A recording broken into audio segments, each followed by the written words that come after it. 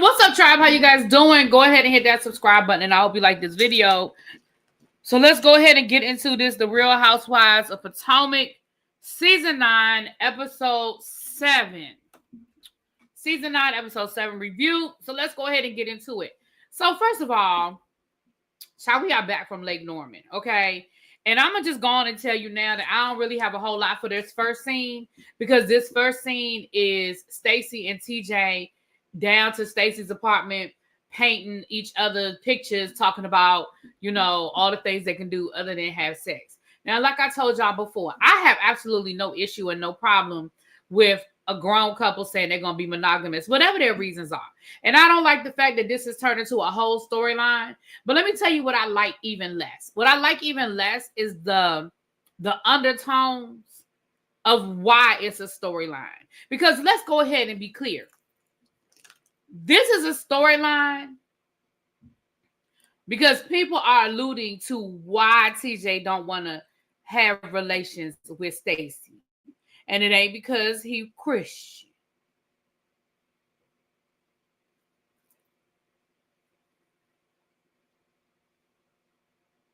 Y'all know why they alluding to it. Y'all know what they trying to say.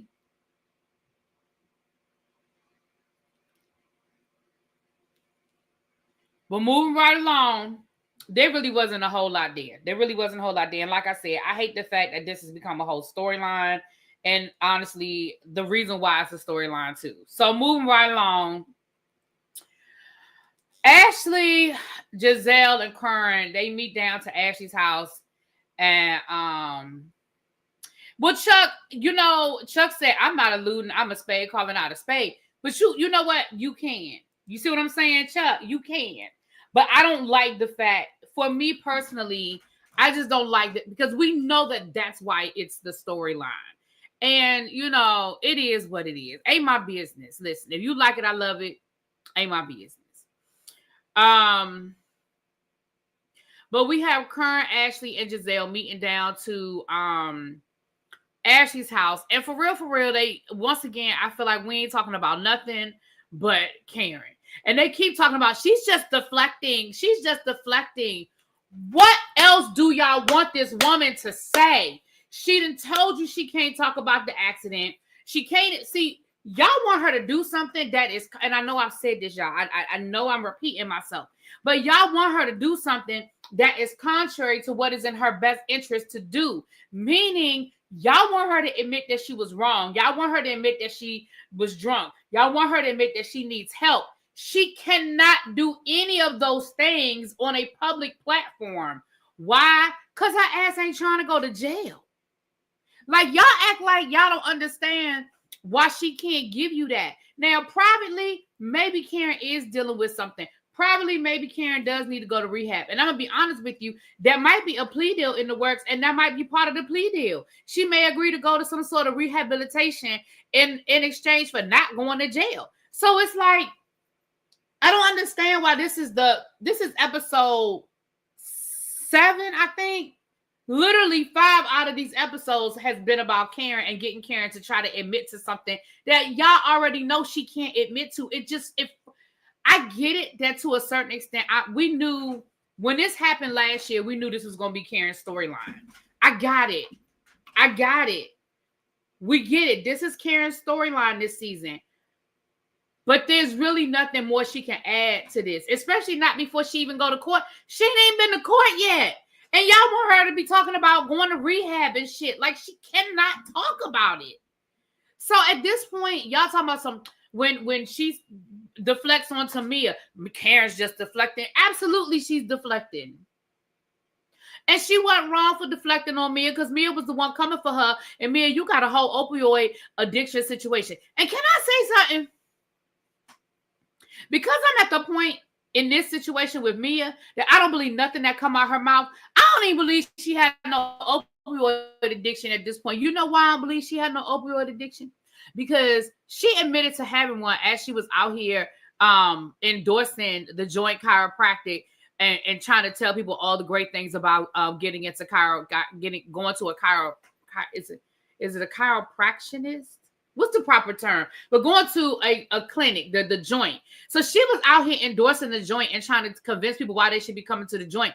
And she said that she got addicted to opioids after she had her child, and it was the pain. And, you know, she chose the holistic route, but she never went to rehab.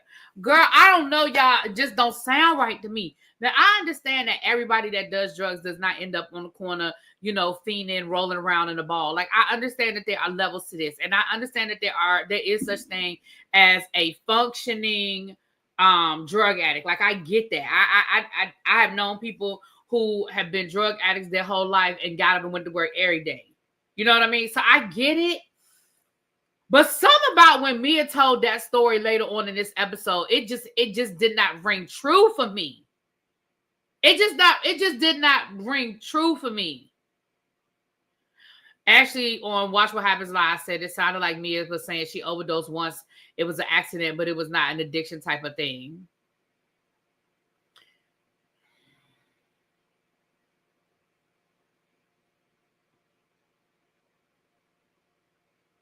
Can I say something?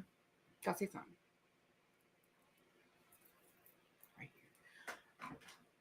And don't nobody listen. Don't y'all jump down my throat, and don't y'all get on me in the comments. But here's where my thought process is with that. If you're not addicted to the drug, then you will follow the instructions on the medicine. No, let me not say that, because let me not say that. Abort.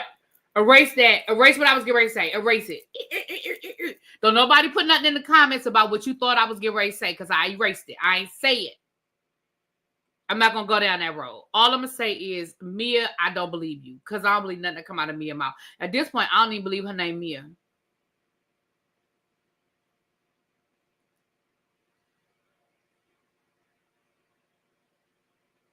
Well, Des, you might as well say it now. You're going to say I was going to say something, but I know y'all going to correct me. You might as well say it now. So at this point, I just don't believe her.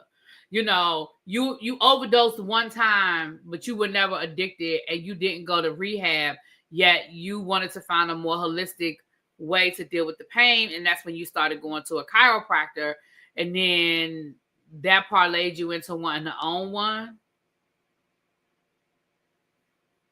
Okay, girl. See, I would need more information, because it's Mia.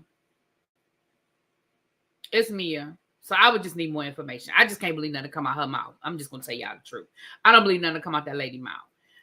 So then Karen brings up Jamal Bryant being engaged. And of course, Gizelle was like, I don't care. It's fine. I'm happy for him. I've been telling him he needs to get married. Politicians and pastors should be married. And Child, they shouldn't be married if they don't want to be married. They shouldn't be married if it's not conducive to what they want in their life. See, we got to get away from that. We've got to get away from that mindset that certain people should have a mate. That's why Tim Scott was running around here with that fake beard he had for about 2 weeks when he thought he was going to be named the vice presidential nominee under Donald Trump. That little beard he had running around with him for 2 weeks. That's why we have situations like that, because we put it out there that these certain people should be married. No, they don't. Jamal Bryant don't need to be married until Jamal Bryant healed himself of that whore devil he had on his shoulder. Now, I don't know if he's healed himself of it or not. I don't know if he's been released from that devil, that whore devil. I don't know. But he didn't need to be married before he was ready to be married. Right. It's funny that he got married the same weekend that they talked about it on the show. And then Gizelle said, well, I knew about it because he told the girls. And she said, well, they felt, kind of weird because they didn't even know he had a girlfriend. Which, like, we know they was creeping. Like, because remember Tasha K caught them down to the Florida. So we know they was creeping. But my thing is, you was even creeping from your family? Like, your kids didn't know you had a girlfriend? Your kids didn't know you had that, so they just thought that was your friend. Okay. All right, then. So, yeah, there was that. Ashley told us that her mama, we're gonna get to her and her mom in a minute, but she said her mama's having some sort of disease, heart disease, and so she worried about her mama's health.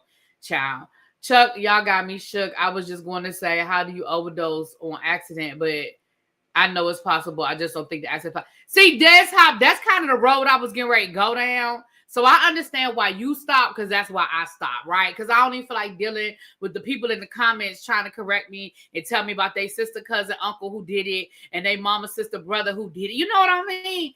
I don't even want to hear all of that. But that's kind of the road I was going on. But I kind of stopped. I just and I just put the car in reverse because I don't even feel like dealing with it. So I feel you, Des. Me and you, we right there together. We feel each other. Okay. Yeah. So there's that, child. Then we have Wendy going out to lunch / dinner. 2 of her babies just graduated. The baby graduated from pre-K. And then the son was graduating from elementary school, going into middle school. We found out that she's having an all-white birthday party. This was the real party. See, all of y'all that kept complaining about what they did or did not do for her down to Chicago, I was going to say Chicago, Lord, down to Charlotte, and why Mia was making it about her and this, and this, and this, and that. Because that trip just happened to fall on Wendy's birthday. That was not Wendy's birthday trip. That trip just happened to fall on Wendy's birthday. Okay, let's just call a thing a thing. That trip just happened to fall on Wendy's birthday. The real birthday party is this all-white party that we have in next week. And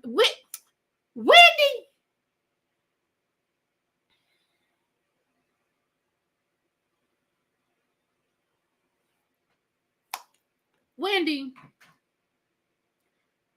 an all-white party though?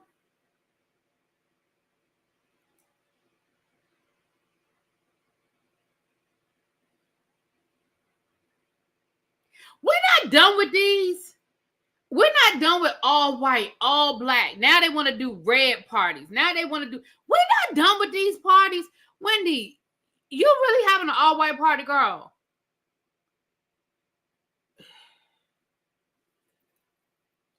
But we'll get to that next week. I don't want to jump ahead.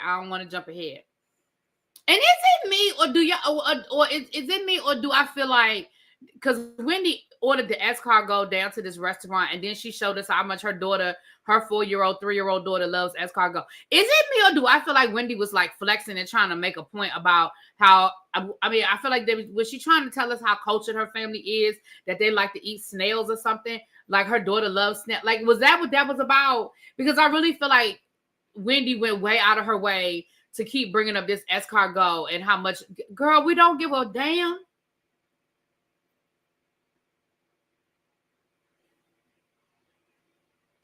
I don't care that y'all like escargot. I don't like it. I tried it, don't like it. That's how I feel about caviar. That's how I feel about a lot of shit that we have turned into a delicacy and we've made expensive as hell, and we try to look our noses down on other people who don't like it or have never had it. It is not that deep. It's not that serious, Wendy.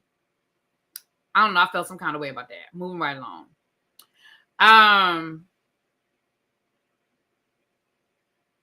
As a 16-year recovering opioid addict, when you're in an addiction, that's a separate issue from pain. So when you remove the pain, you still have the addiction. Now take THC for my pain. Mia is full of shit. You know what? Well, Kenya, first of all, thank you and congratulations. Thank you for sharing that, and congratulations on your 16 years of sobriety. It's not easy. I have family members who dealt with addictions, and I know it's not easy. But thank you for saying that, because that's kind of really the road that I wanted to go on. But like I said, I just didn't want to hear the people. But you are absolutely correct. When you have an addiction, it is no longer about pain or pain management. You are overdosing because your body craves that high, that feeling, and with opioids, it's a chemical. Well, just like with a lot of things, it's that chemical need. So it's not about the pain at that point. Thank you very much. That's kind of the road I was on. And I thank you for sharing that. I like Wendy, but I do like Wendy. I mean, I've had my moments where Wendy gets on my nerves. Like her first season, I really didn't see it for her that first season. But ever since then, I've kind of, when she came back and she got her breasts done and got her BBL, and then she was giving Karen and them a hard time. I mean, Gizelle, when she came for Robin, when they was down to that house and she came for Robin, baby, I was here for it. Okay. I feel like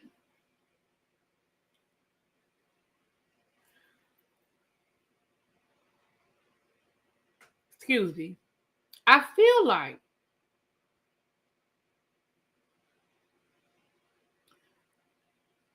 we're back to Wendy. I'm sorry, I had lost my train of thought. But yeah, I just feel like Wendy throws these things out there because she's just trying to prove how bougie her family is and how, and it just, I don't know, nobody care about that. The other thing is, can I tell y'all how sick and tired I am with these adults having these adult conversations in front of these damn children? I absolutely was cringing. I was absolutely cringing watching Wendy and Eddie and Wendy's mama having this grown folk conversation about the family rift. I was cringing, and I was cringing at Wendy's mama because hey, Wendy's mama, you are not helping the situation. Talking about, I don't trust those people, and what's the big deal? You're in America now. Okay, well, if you're in America now, can you let go of that stranglehold you got on Wendy, holding her to the to the values that come from y'all's culture? Why Wendy got to pay you your damn allowance? If y'all are in America now, and you got to do like Americans do, why you playing? Why you got to pay the pay the allowance? And Wendy talking about something, well, that's what's expected in Nigerian culture. But your mama just said don't worry about Nigerian culture when it came to Eddie's family taking care of the kids. When it came to Eddie's family talking about they couldn't come to your party because they couldn't find a babysitter and they don't trust nobody else with their kids. So to me, I feel like it's the same thing, right? We can't pick and choose which customs we're going to keep and which customs we're going to leave. You can't just decide which one you're going to do and which one you're not going to do. Right? Right, Wendy mama? Oh, that got on my nerves. And then you sitting at the table talking about some, oh, so you having a birthday party. Is that why I ain't got my allowance yet? Ma'am, have some class about yourself. First of all, you really was pressed for that $500 that Wendy cashed at you at the table. I mean, I don't know if your allowance is $500 a week. I don't really understand what it is. Is it a month? Is it a week? Whatever it is. But girl, if you was really pressed about that $500 allowance that Wendy owed you that she was 4 days late with, girl, send her a text. Send her a cash out request for your $500. Because I rewound it. I said, maybe I missed a zero. Maybe it was supposed to be $5,000 and not $500. Let me explain something to you. If she was getting $5,000 allowance, I could see her feeling some kind of way because she probably paying some real bills out of that. Okay? But $500, even if it's $500 a week, girl, if you don't go sit down somewhere. Yes, I agree because Wendy mom needs to stop. I let her bond and let them bond their families on both sides. Yeah, that was a flex to send them money. Did Eddie agree to her getting money as well? Well, I'm sure Eddie knows that Wendy take care of her mama. I'm sure. And I'm sure that $500 was, like you said, that was just for us to see. I'm sure she gives her mother more than, because I can't see that woman being that pressed over no $500. Like, I definitely feel like it's more than that. Maybe it's $500 a week, which I could see. $500 a week is that's $2,000 a month. That's nothing to sneeze at. That's nothing to be like no big deal about. But girl, still calm down. It's not that deep. And like she said, it's not about you. It's not. Like, you have your relationship with Wendy. You have your relationship with Eddie. You have your relationship with your grandkids. And even though Wendy's family voluntarily sacrificed that relationship, if they're willing to open up the door and try to walk through it and try to come to a middle ground, you need to let them do that. Like, you need to let them do that. And saying on national television, good and damn well they're going to see this episode. Saying on national television, I don't trust them and they need to do this and it's like you don't want her to try to have a relationship with them. It's like you're trying to sabotage any chances of a reconciliation. And can I say something else? Let me pull out the mic for this one. Can I say something else? Remember last year when we was doing this whole thing with NECA and what the mama said and what the mama didn't say and what NECA did say and did NECA lie, did NECA exaggerate, blah, blah, blah. Remember I told y'all last year that I absolutely 100% believe that NECA called Wendy's mom or somebody called Wendy's mom and Wendy's mom said something crazy about putting something on the altar and all of that. I didn't believe that it was no sort of witchcraft though, but I did believe her mama probably said something. Child, every time Wendy mama come on this screen, she proved my point right. She did again on this time of some whatever that prayer was that she did. Child, that prayer would scare me. That prayer would scare me. Don't pray for me. Everybody, see, that's what I'm telling you. Everybody can't pray for you. Now, I still don't believe what the situation was that NECA was talking about. Let's be clear. I still ain't going down that road with the NECA thing. But all of that she was doing with and that in the middle of the restaurant all loud and shit. Girl, if you don't go sit your ass down somewhere. Moving right along. I feel like that's all that really happened in that scene. Moving right along.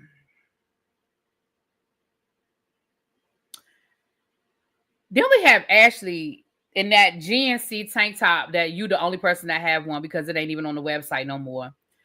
And her mama. Y'all, why Ashley told us another lie talking about some, I talked to my lawyer and I could be signing paperwork by June. Girl, hey, it's almost December. Where is this divorce, Ashley? It is almost December, man. Where is the divorce? Unless y'all keeping it on the hush and y'all are not making it public, which is really public. I feel like even if you weren't trying to make it public, it'll come out eventually. Did I say GNC, GNA, whatever shit? Don't nobody. It doesn't even matter what the real name is. Don't nobody had none. Ain't nobody seen none. Do they? Moving right along.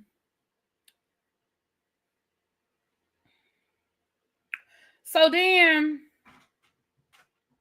she apparently has an announcement for us next week about it. About what? The divorce or about GNC or GNA? Who, man, you talking about the divorce? Child. So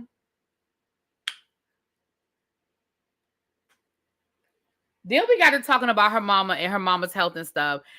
And why are we still talking about this man that had your mama living in a tent under the bridge? Why are we still talking about this man? Look,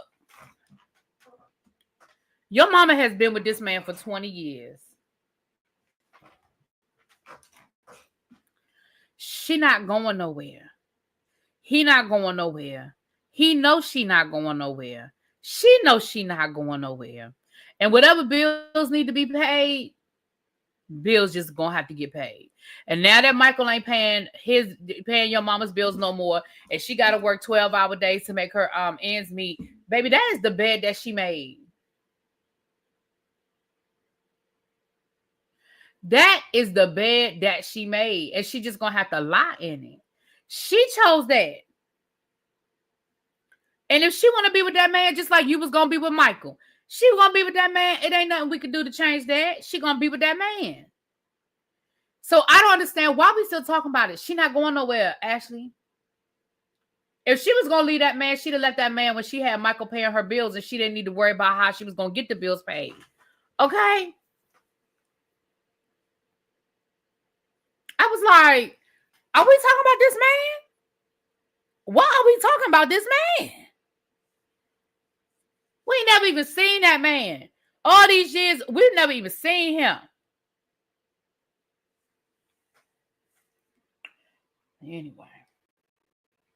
So we get down to this little fake ass reception that Jazzy is having for her NFL boyfriend after his reception down to the White House so that she could basically show him off. That is it. That is all.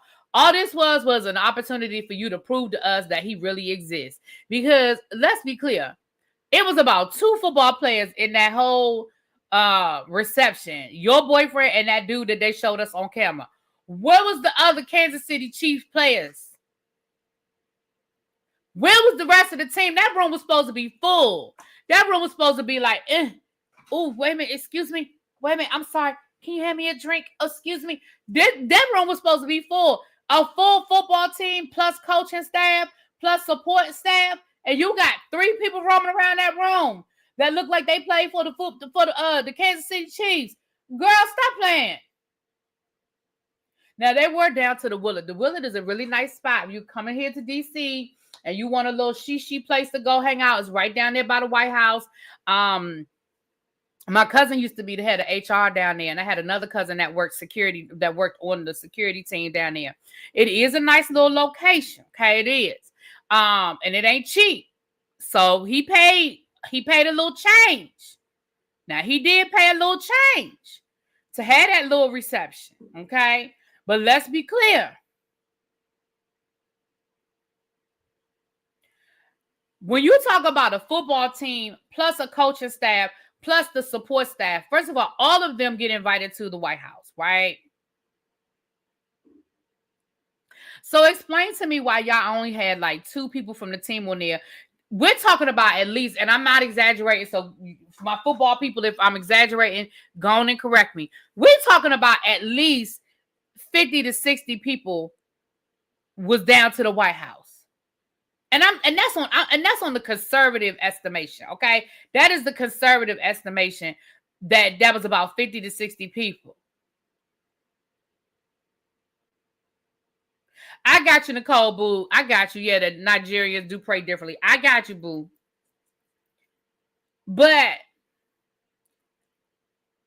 And you couldn't get nobody but 2 people up in there. It was Jazzy's event, and she had barely any screen time. Right, because don't nobody care about this. Now, if there had been more football players there, I feel like it might have been a little more focused.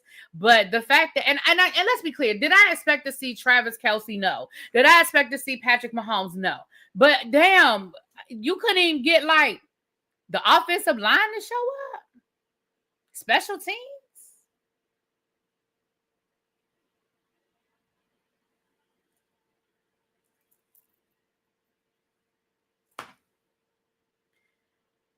I mean, y'all was right across the street from the White House. He didn't even have to go that far. I mean, not right across the street, but walking distance from the White House.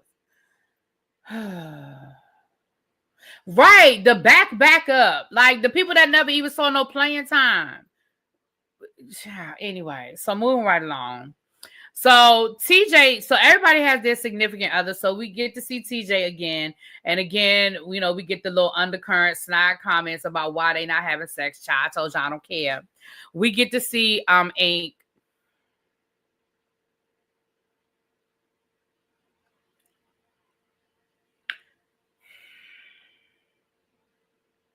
Ink with his hair like that. Ink, don't do that. Like, I need Ink to do something else with his hair. It is not.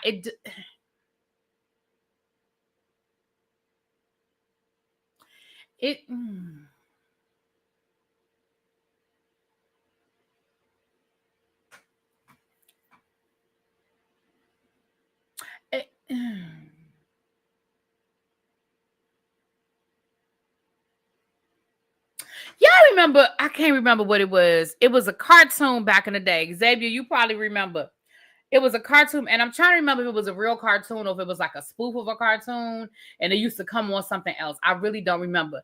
But the superhero, it was a Tick. I think his name was the Tick. I think it was a real cartoon, and he was called the Tick. And he had on the blue suit with the antennas on his head. That's who Ink remind me of. And I don't know why that just popped in my head, but it did. I don't know why that just popped in my head, but it did. I don't like him. And I think he's just as fraudulent as Mia.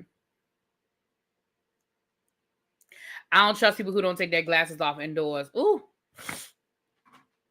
So the other thing that happened while we were there was Gizelle did carry this bone back to Mia. This lets you know how much production don't care about this whole storyline with Mia, because they didn't even make a big deal about the fact that Gizelle carried that bone back to Mia. Child, we didn't see it on camera. We didn't even know what happened until Mia said something to Karen about it. We didn't even know that Gizelle had taken that bone back. Now, y'all know old school Housewives, we would have got the phone call. That would have been a whole scene where Gizelle had called. What's up, Lexi Boo? We would have got a whole scene where Gizelle would have called Mia, and we would have got a whole conversation about what happened and what Karen has said and yada yada yada and boo boo boo. We didn't even get a conversation about that last week down to the lake when it was first said. Like, nobody even felt the need to take it back to Mia. So now Mia is in her feelings because she was like, I never said I went to rehab. I said I overdosed and I was in the hospital. I never said I went to rehab. I never said I went to rehab. I know we better not be sitting here splitting hairs over whether you went to rehab or not when you sitting here trying to turn Karen into a whole damn alcoholic that need to go to rehab. I know the hell we not sitting here splitting hairs about this. Girl, if you don't go sit your ass down somewhere, Mia. And I love how Karen didn't back down. Karen was like, you had 13,000 steps for the day. I know that's right, girl. But yeah, get child. Ooh, girl, that's a lot of walking. These boots were made for walking. And that's just what I do. One of these days, these boots are gonna walk all over you. Yeah, Kern said, when you go low, I'm gonna go lower. And yeah, we can walk away. We can clean the slate unless you want to come for me again. And if you come for me again, I'm gonna come for you again. So just understand, I'm not your punk, Mia. You talking about I need to go to rehab? Well, I brought up the fact that your ass went to rehab. You ain't go to rehab, but you OD'd. Okay, well, and you went to the hospital. You had a damn whole overdose situation. So if you like it, I love it. If you like it, I love it. I know that's right. Karen was there for it. She was here for it. But I just feel like production don't even care about this because production didn't even bring it up.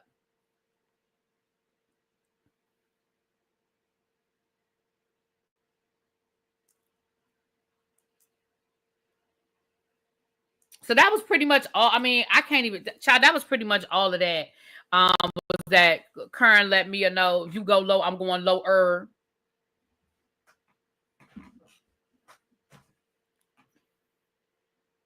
And what? Y'all not gonna get nothing else out of me than what y'all already got out of me. I'm not about to talk to you about nothing else. I ain't about to say nothing else. And Kern's dress was cute with them little cutouts. I saw you, Kern, with the little cutouts on the side. Y'all better stop playing with the Grand Dame. I know listen, y'all better stop playing with the Grand Dame. Or her triple 20 plus one. Shoot. So then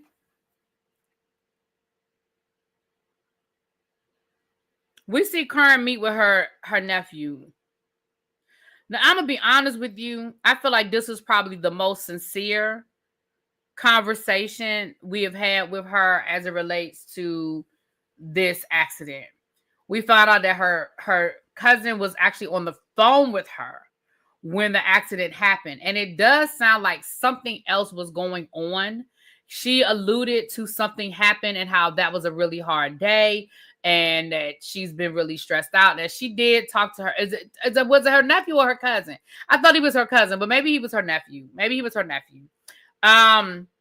She talked about how really things have sort of been going downhill since the whole the taxes situation with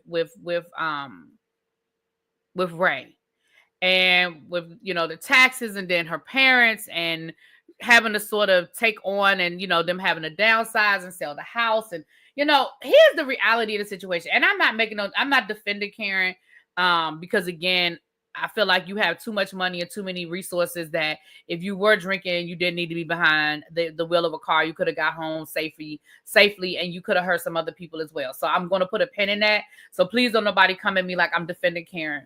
But what I will say is,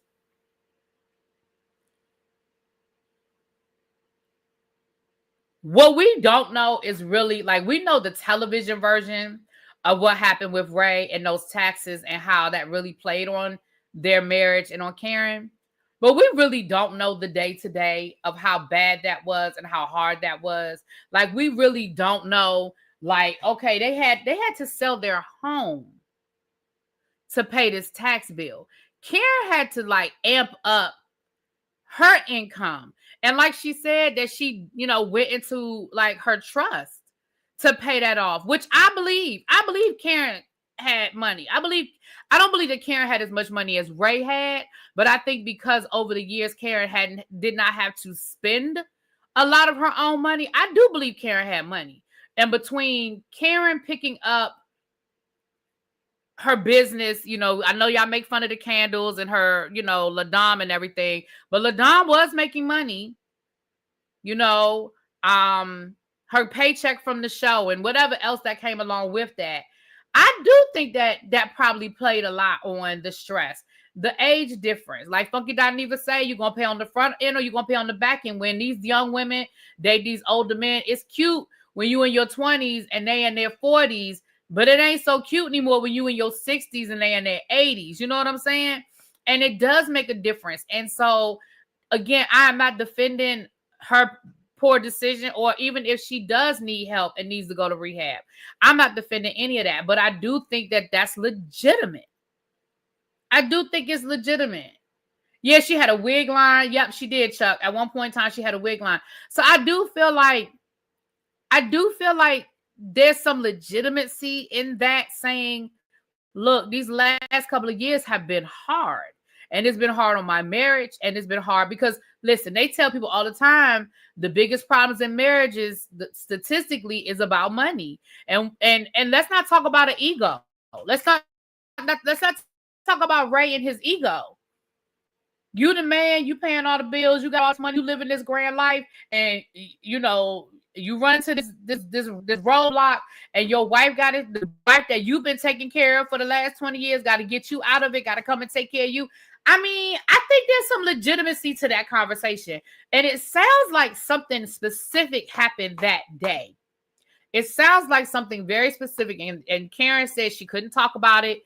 I don't know if that's maybe part of her defense, and that's why she couldn't really discuss it. But it does. So I don't know. Maybe she found out Ray had a chick on the side. Maybe she told Ray she had a dude on the side.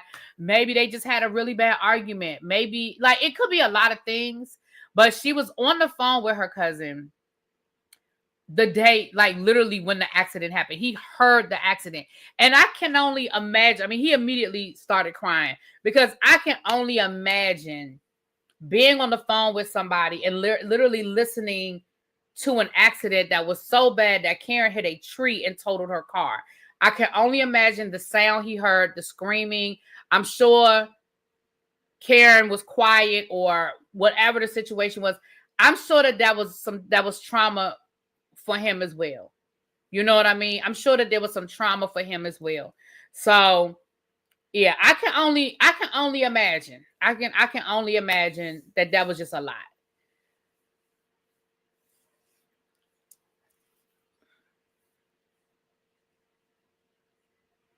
Yeah, so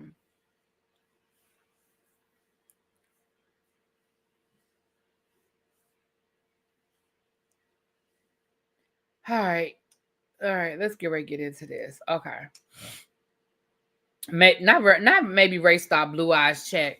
So that was a very touching scene. And honestly, I feel like that was the most sincere conversation that we have had about this accident. I feel like Karen opened up probably the most during this moment. Because it was real. Like, it was her family that she knew really did. Like unlike Gizelle or the other ladies, I don't think she was questioning his sincerity or questioning where he was coming from or what he was talking about, right? Now let's get into this last scene with Mia and Ink and I was going to say Ray and child. What Mia husband name, child? Whatever, Gordon.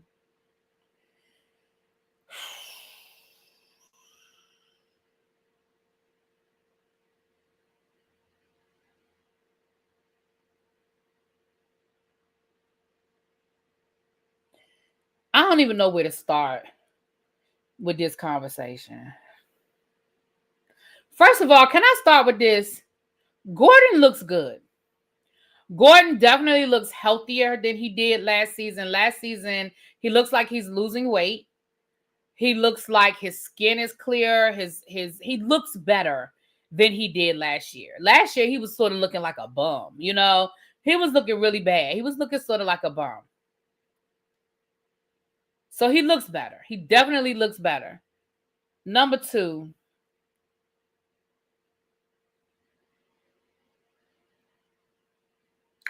I am so disinterested in this storyline for so many reasons. Because once again, why are we having these kinds of conversations in front of the kids on national television about the kids that they can pick up and watch one day?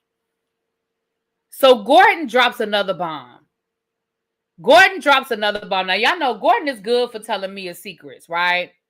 Gordon drops a bomb and he was like, so you cheated on my, so you had an affair with my wife. He was like, every time I look at you, I see an adulterer. Like, I just can't get past it. And Ink is talking about, like, currently, he was like, bruh, y'all relationship was already, over, when I came into the picture, y'all relationship was already over, baby. Gordon was like, oh, no, I ain't talking about now. I'm not talking about you being an adulterer now. I'm talking about 1 year into my marriage, you came, had an affair with my wife. She got pregnant and had to abort the baby. Baby, why Ink was like, what? He said, that's the first I'm hearing of that. But I feel weird about that for a couple of reasons. Reason number one, if I'm standing there with, assuming I was a man, and I literally just found out that the woman I'm with 20 years ago, 10 years ago, 12 years ago, whatever, allegedly was pregnant with my child and aborted the child, and this is the first time I heard about it, and I don't have a bigger reaction. Like, Ink, I feel like your reaction didn't match that news. It's one thing if you already knew, but for you to sit there and be like, oh, this is the first I'm hearing about that. You don't feel no kind of way about that? You're not mad. You're not upset. You're not feeling no kind of way about that. The fact that you said that's the first time you heard that information. I need a bigger reaction from you about you finding out. Now, I think Mia lied. I don't think it happened. Because did you see Mia's reaction? Mia had this look on her face like, oh, shit. Like, she had that look on her face like, damn you, Gordon. Like, that was the look on Mia's face. So, honestly, I just didn't feel like it was true. But once again, hear Mia go lying about shit. Because I just don't believe. I do believe Mia told Gordon that. I don't think Gordon made that up. But I just don't believe it happened. And then Mia looked at Ink. Right, Mia did look at Ink like, boy, you knew. She did. You're right. She did sort of give him that side eye, like, you knew. Nigga, you knew. So, that's no one. So then, and I think, and this is another reason why I think Gordon brought it up, because I think Gordon brought it up in connection to you're saying that you think Jeremiah is your child, but you know that when Mia, I feel like what Gordon was trying to get the point across is, that's not, Jeremiah is not your child because Mia aborted your child. I feel like that's the connection he was trying to make. Like, I don't feel like he put that out there just to put it out there just to embarrass Mia. I think he was trying to say, look, you already know that Jeremiah is not yours because you know what happened to yours. Mia got rid of it. I really feel like that was the conversation.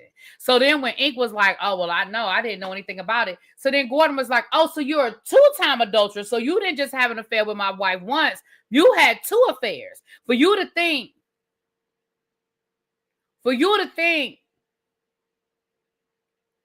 that Jeremiah is mine, but you knew about it's just too many. It's too much. So you said, why did Gordon, why did you buy her a G-Wagon? Well, first of all, she never got the G-Wagon, right? Remember? No, yes, she did. Well, listen, I think like this. I think Mia and Gordon, I think that was their relationship. I think Mia was a freak. I think they had threesomes, I absolutely think Jasmine was in the equation, especially now that we found out that her and Mia been bumping ugliest for how long. I absolutely believe that Mia and I feel like that was their. Do I think that Gordon never cheated on Mia? Absolutely not. I believe Mia cheated on Gordon and Gordon cheated on Mia. I feel like that was the dysfunction of their relationship. Like, I don't listen. I'm not putting Gordon on no pedestal. Let's be clear. But I think that Mia playing this out for a storyline and a paycheck, I think is fucked up. See what I'm saying? Now, so then Gordon was like, you know what? I'm not okay with co-parenting. I'm not okay with this situation. You make me sick. I ain't cool with it.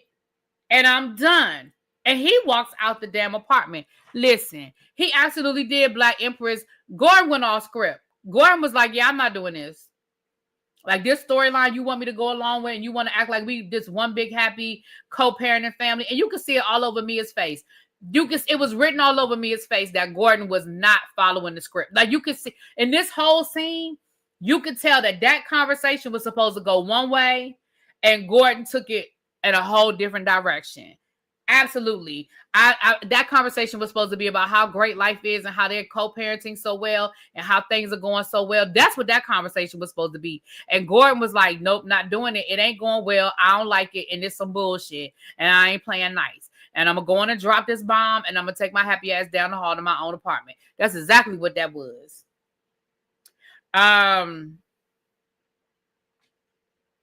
The math ain't math and everything is happening too close for it to be plausible. Mia got pregnant, aborted, started IVF, and got pregnant again. It's too much child. Because Mia be lying.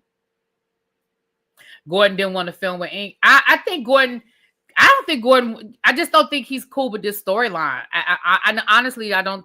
I think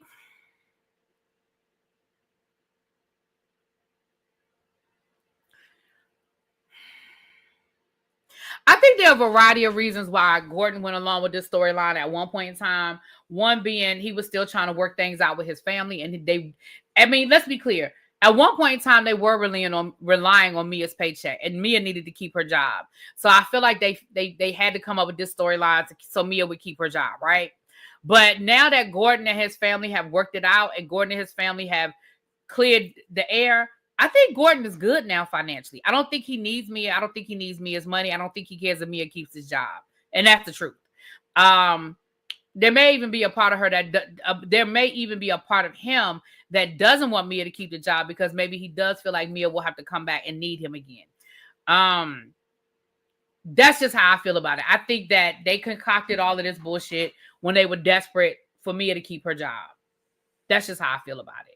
Do I think that Mia and Ink are legitimately messing with each other? Yeah, I think they're legitimately messing with each other. Absolutely.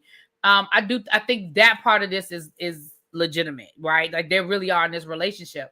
But do I think that Gordon is as cool with it as they tried to make it out to be? Not at all. Not at all. I like going to the joint, but they only do adjustments, no real alignments. The storyline was affecting the kids. And that might be it too. Maybe the kids really, because let's be clear, those kids are not babies. You know what I mean? Like, Jeremiah is old enough to understand what's going on. He's not crazy. And that's the other lie that Mia told. Mia talking about some, the kids don't even know that you're my boyfriend. They just think you're my best friend. But I thought last year at the reunion, you said that everybody knew what was going on and everybody understood it and y'all co-parenting and life is lifing. Like, if Jeremiah caught you in bed with Ink, there's no way in the world that he thinks that he's your best friend if he caught y'all in bed together. Like, come on, stop playing with me. Like, I just don't know what to believe, and that's why I can't with her. Her oldest son, he doesn't film. Like, we haven't seen him since that first season. We haven't seen the oldest son. The oldest son might be living with the daddy for all we know, child. But we haven't seen him since that first season. So, yeah, it's just one of those things where I'm sitting here and I'm like, none of this makes any sense. None of this adds up. And and Mia is just still lying. Like, you're still fucking lying, Mia.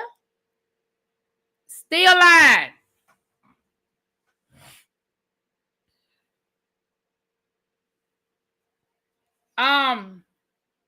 And then after Gordon did storm out, this is another reason why that whole Mia got rid of the baby situation don't make any sense, because once Gordon left, Ink, if you really had never heard that information before, why wasn't that the conversation after Gordon left? Why wasn't you looking at Mia like, okay, so what was that Gordon was talking about? What you mean you was pregnant and you didn't have a baby? I didn't know nothing about that. Instead, the two of y'all are sitting there talking about how messed up that was, what Gordon just did. Like, it doesn't ring true. It does, and Ink, you wasn't mad at all. You didn't feel no kind of way about that information. Ain't no way in hell. Ain't no way in hell. Right, Meg, that'd have been the first thing out of my mouth. Like, wait, forget about this co-parenting shit. What was that he was talking about?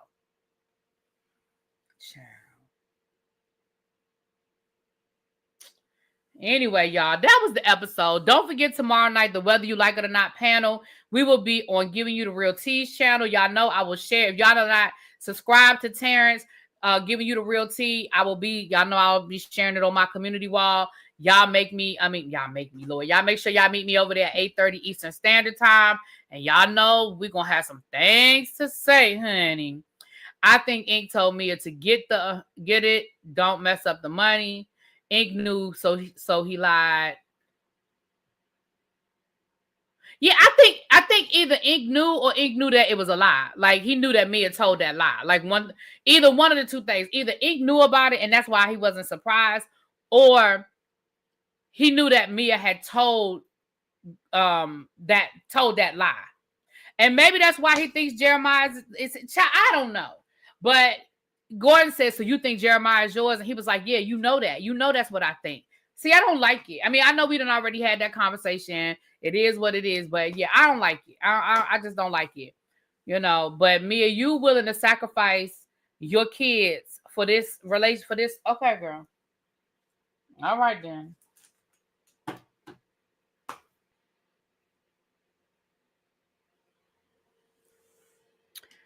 So anyway, that's it, y'all. We're about to get out of here. If you were just getting here, please go ahead and catch the red ball it back. Please hit the like button if you have not done so already. And I will see y'all tomorrow. Mwah! Peace.